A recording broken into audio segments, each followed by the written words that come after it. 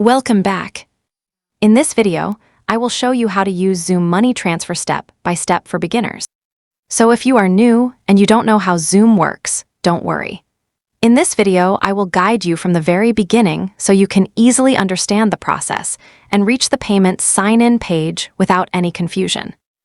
This is a very simple method, and even if you are using Xoom for the first time, you will be able to follow along easily. So let's get started.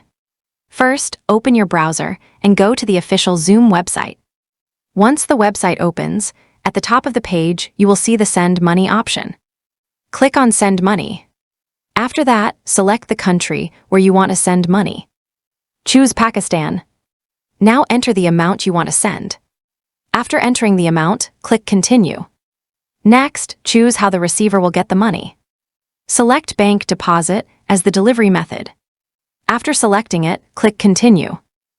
Xoom will redirect you to the PayPal sign-in page. From here, you can continue the transfer process by signing in and following the instructions shown on your screen. And that's it.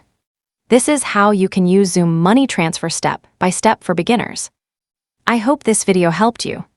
Please like, subscribe, and turn on notifications for more upcoming videos. Thanks for watching.